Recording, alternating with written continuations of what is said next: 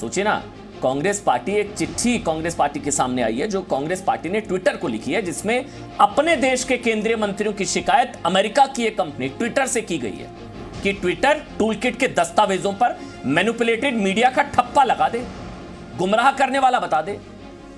Twitter भरोसे party. सवाल भी यही है कि कांग्रेस पार्टी को देश के कानून से ज्यादा भरोसा एक अमेरिकी कंपनी पर है जो पहले से ही देश के कानून और देश की एजेंसियों के सवाल से भाग रही है। एक चिट्ठी भी क्या इस बात का सबूत नहीं है? बहुत ध्यान से सुनिएगा जो सवाल पूछने जा रहा हूं। ये जो चिट्ठी सामने आई है, क्या इस बात का सबूत नहीं है कि पहले भी ट्विटर ने मैनिपुलेटेड मीडिया का ठप्पा कहीं कांग्रेस के कहने पर ही ना लगाया हो? क्योंकि अगर ऐसा नहीं होता तो कांग्रेस समेत एक बहुत बड़ा वर्ग ट्विटर से पुलिस के सवाल जवाब का विरोध नहीं कर रहा होता। सोचिए ना, हमारे देश की एजेंसी, हमारे देश की पुलिस ट्विटर से कुछ सवाल पूछ रही है, कांग्रेस पार्टी में खलबली है। कांग्रेस ने एक बहुत बड़ी लॉबी है, कांग्रेस पार्टी परेशान है, खलबली है। ट्विटर से सवाल, कांग्रेस पार्टी में बवाल। क्यों भाई? कानून से बड़ा है क्या ट्विटर? पुलिस की स्पेशल सेल की टीम चिट्ठी लेकर नोटिस दे चुकी है, चिट्ठी, नोटिस सब कुछ हो चुका है। ट्विटर सहयोग नहीं कर रहा है। याद करिए ना, सरकार की तरफ से 3 महीने पहले 25 फरवरी को सोशल मीडिया कंपनीज को 3 महीने की गाइडलाइंस भी दी गई थी कि 3 महीने में आपको सिस्टम बनाना होगा। अगर हमारे देश में रहना है, हमारे देश के हिसाब से चलना होगा ना, आपको यहाँ के लॉ के साथ कंप्लायंस करना होगा, एक सिस्टम बनाना होगा। 3 महीने की मोहलत दी थी, वो 3 महीने की मोहलत भी आज खत्म हो गई है 25 तारीख। तो अब क्या ट्विटर पर ताला लगेगा? क्या होगा? भारत के कानून अनुपालन के लिए सिस्टम बनाने के लिए बात कही थी भारत सरकार ने, जो अब तक ट्विटर ने नहीं माना है। लेकिन सवाल अभी भी इसी चीज को लेकर है कि ट्विटर पर कार्रवाई कांग्रेस क्यों परेशान हुई है? अभिव्यक्ति की आजादी का नाम इसको दिया जा रहा है। मेरे साथ इस वक्त अनुराग भदौरिया समाजवादी पार्टी से हैं, वो भी इस वक्त इंडिया वर्सेस ट्विटर की लड़ाई में ट्विटर के साथ हैं। मैं बता देता हूं, मेरे साथ नुपुर शर्मा है, बीजेपी की राष्ट्रीय प्रवक्ता हैं। तहसीन पूनावाला हैं, पॉलिटिकल एनालिस्ट हैं, कांग्रेस के बहुत बड़े समर्थक हैं। तहसीन, आपका स्वागत। मेरे साथ विवेक अग्निहोत्री फिल्म डायरेक्टर हैं, वो भी मेरे साथ इस वक्त लाइव जुड़ चुके हैं। विवेक जी, स्वागत है आपका। और अवनिजेश अवस्थी भी हैं, प्रोफेसर अवनिजेश अवस्थी, दिल्ली यूनिवर्सिटी में प्रोफेसर हैं। प्रोफेसर अवनिजेश अवस्थी, आपका भी बहुत बहुत स्वागत। सबसे पहले मैं शुरुआत कर रहा हूं विवेक अग्निहोत्री आपसे, उसके बाद नुपुर में आपके पास आऊंगा। विवेक अग्निहोत्री, ये कहीं और पॉसिबल है कि सोचिए कोई इंडिया की कंपनी अमेरिका के रूल्स के हिसाब से ना चले और अमेरिका में वहां के कानून को ना माने और वहां के लोग अमेरिका का साथ ना देकर हमारा साथ दें? देखिए, ये अब कोई ऐसी चीज नहीं है, कोई ये छुपी पॉलिटिक्स है। सारी दुनिया जानती है कि पूरा वर्ल्ड जो आज है, एक तरफ ये लेफ्ट लिबरल कॉमी पॉलिटिक्स है और दूसरी तरफ जो एक ग्लोबलाइजेशन का जो प्रकोप है उससे लड़ने वाली राइट विंग आइडियोलॉजी। ये जो बिग टेक कंपनीज हैं, ये बहुत बड़ी पॉलिटिक्स है और बहुत सिनिस्टर, खतरनाक, डेंजरस पॉलिटिक्स है। भारत को क्यों सब अटैक करना चाहते हैं उसको समझना पड़ेगा अमन जी, क्योंकि ये कोविड के बाद जो स्थितियां फिर से नई बनने वाली है। भारत सबसे महत्वपूर्ण देश है और उसमें एक स्टेबल गवर्नमेंट का होना किसी को भी नहीं भाता है। प्रॉब्लम ये हो गया है कि कांग्रेस और आप ये सब खुराफाती पार्टी बन गई है क्योंकि इनके पास कोई मुद्दा नहीं है। आज अगर ट्विटर खत्म हो जाए तो राहुल गांधी को लोग पूछेंगे भी नहीं, कांग्रेस पूरी तरह से खत्म हो जाएगी। इसलिए ये लोग इस तरह की खुराफात करते हैं। आज समस्या ये है कि इन सब लोगों ने एक गैंगअप किया हुआ है। जो पहले 2002 में जिन लोगों ने वो गोधरा में ट्रेन जलने के को पूरा दबाने की कोशिश की, एक बहुत ही गंदा नैरेटिव क्रिएट किया, आज वही लोग फैक्ट चेकर्स बन के तरह तरह के फंडिंग के साथ आज भारत में खड़े हुए हैं। कांग्रेस ने टूल किट बनाई कि नहीं बनाई, एक दूसरा सवाल है, क्योंकि कांग्रेस ने खुद कहा है कि उस 50% तो उन्हीं ने बनाई है।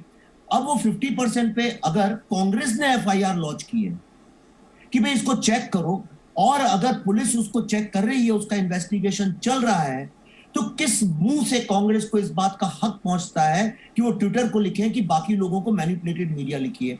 इसका मतलब कांग्रेस ने ये मान लिया है कि ट्विटर उनके साथ है। दूसरा, जो ट्विटर की पूरी स्ट्रेटेजी है, इस पे कोई भारत के लोग नहीं कहते हैं। आप उनके जो जैक है, उनका जो रोगन के साथ 3 घंटे का इंटरव्यू है, आप उसे ध्यान से देखिए। उसमें उन्होंने एडमिट किया है कि हम लेफ्ट लिबरल आइडियोलॉजी वाली पार्टी हैं। उसमें उन्होंने एडमिट किया है कि हमारे यहाँ कोई साइंस नहीं है, कोई रीजनिंग नहीं है, क्यों मैनिपुलेट मीडिया बोलते हैं, क्यों अकाउंट सस्पेंड करते हैं। ट्विटर को लेकर सारी दुनिया में प्रॉब्लम है।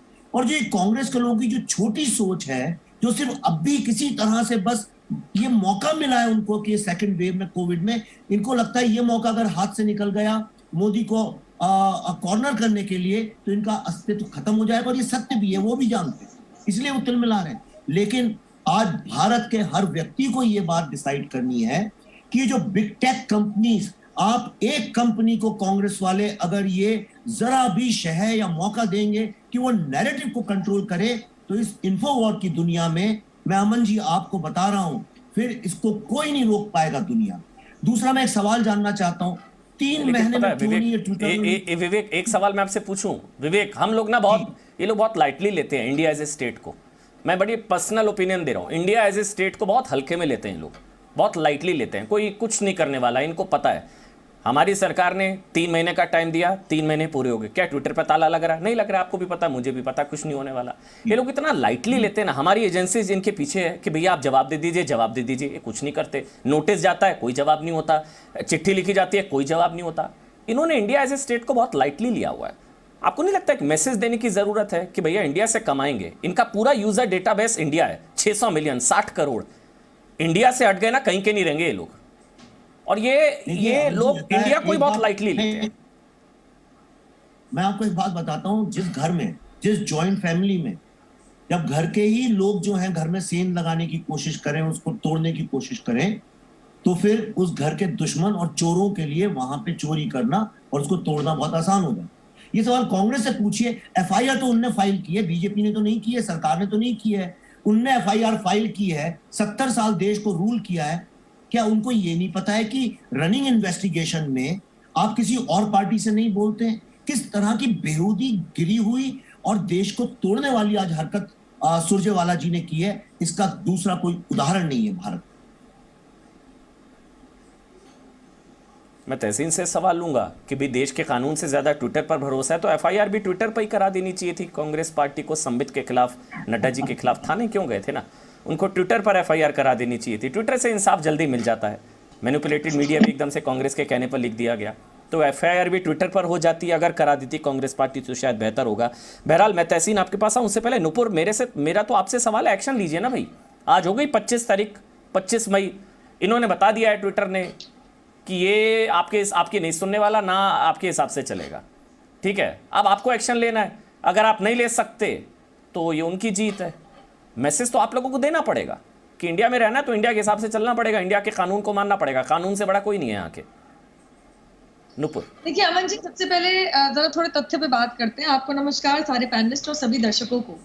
मेरे सामने 18 मई की वो कंप्लेंट पड़ी हुई है, जो राजीव गौड़ा जी, जो कांग्रेस पार्टी के रिसर्च सेल के हेड हैं, और रोहन गुप्ता जी की जो उनके जो प्रवक्ता हैं, उन्होंने साथ में ये दर्ज करी है।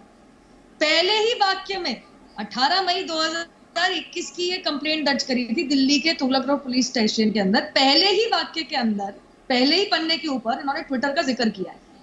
अगले पन्ने पे आए उससे पहले मैं आपको बता दूं कि जिन 4 भारतीय जनता पार्टी के नेतागणों के खिलाफ उनका नाम लेते हुए इन्होंने ये कंप्लेंट, शिकायत दर्ज करी थी, उनके ट्वीट बकायदा यहाँ पे लिखे हुए। ये उनकी खुद की कंप्लेंट है मेरे सामने। अब गौरतलब है इस बात पे अमन जी कि इस पूरी कंप्लेंट में ये लिखा है, Twitter and other social media handles.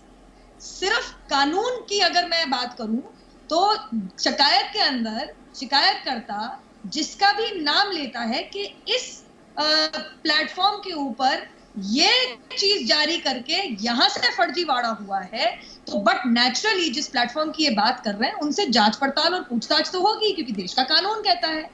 ऊपर से वो आईटी एक्ट के अधीन भी एक्शन मांग रहे हैं।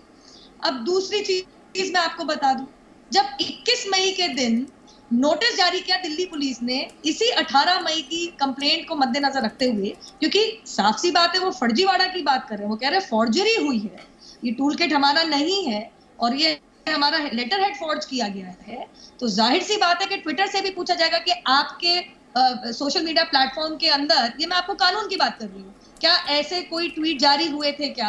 अब वो नोटिस भेजा मैनेजिंग डायरेक्टर को, तो उनका 22 मई को जवाब आता है महेश्वरी जी का, जी मेरा तो कोई लेना देना नहीं है, हालांकि उनका खुद का ट्विटर अकाउंट कहता है वो मैनेजिंग डायरेक्टर है, जी मेरा तो कोई लेना देना नहीं, आपने गलती से मुझे भेज दिया। तो ऑब्वियसली पुलिस तो जाएगी पूछने के लिए कि फिर नोटिस किसको सर्व किया जाए, क्योंकि हमारे को अपनी जांच तो कैरी ऑन करनी है। अब फाइनली मैं आपको एक चीज कहूंगी अमन जी, जांच करवानी नहीं थी तो शिकायत करी क्यों, और जब जांच चल रही है तो तुम भागे क्यों? सबसे पहले ये बताओ, क्या जांच चल रही है तो नहीं पता है नुपुर, सवाल ना मेरे ख्याल से आज कोई सफाई मांग ही नहीं रहा है। मैं तो कम से कम मैं सफाई नहीं मांग रहा कि ट्विटर से क्यों सवाल जवाब पूछे जा रहे हैं। भैया लड़ाई इंडिया वर्सेस ट्विटर है और एज एन इंडियन मैं इंडिया के साथ हूं।